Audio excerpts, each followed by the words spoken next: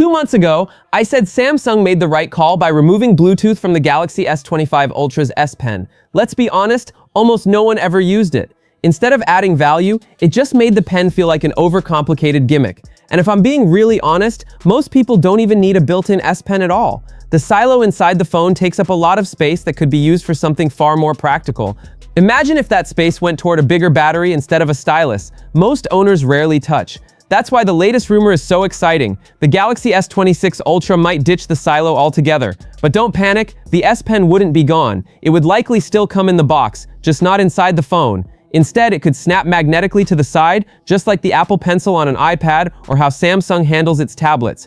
Clean, simple, practical, and the trade-off, huge. The S Pen silo eats up precious room, and in flagship phones, every millimeter matters. Freeing it could open the door for bigger changes. A new main camera with variable aperture, dropping the 3x telephoto lens, and most importantly, space for a much larger battery.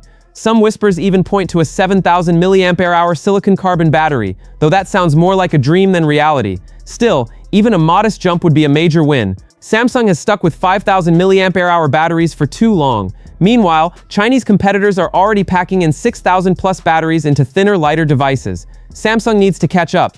Looking back, the signs were there. Removing Bluetooth from the S Pen was probably Samsung testing whether people would even notice losing extra tricks like air actions, music controls, or remote shutter. And truthfully, most users never did. Of course, some diehard fans will see the end of the silo as the end of an era.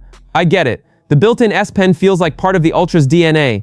But if losing it means better cameras, more battery life, and smarter use of space, isn't that worth it? And knowing Samsung, they'll make the transition easier with accessories, maybe an S Pen case, like the one they already use for the Galaxy Z Fold series. So really, it's not a loss, it's a shift. Sometimes, the only way forward is to let go of what's holding you back.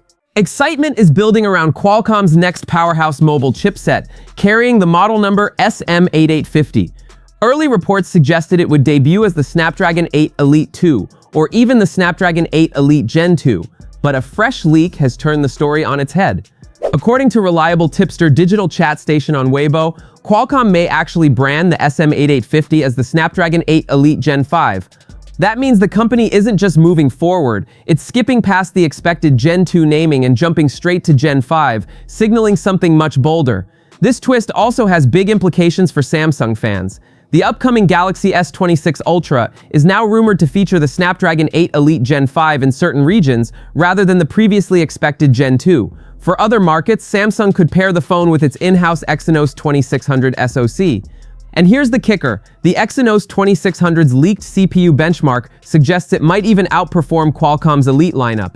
If true, the showdown between the Exynos 2600 and Snapdragon 8 Elite Gen 5 could become one of the most intense rivalries in recent smartphone history. But that's not all. Qualcomm is also said to be working on another flagship-class chip, the SM8845, which is expected to launch as the Snapdragon 8 Gen 5. Positioned above the Snapdragon 8's Gen 4, but just below the Elite Gen 5, this chipset could serve as the perfect middle ground for premium devices. In short, Qualcomm's roadmap looks nothing short of dramatic. With bold naming shifts, next-level performance, and a heated rivalry with Samsung's Exynos, the stage is set for an electrifying battle in 2025's flagship smartphone arena.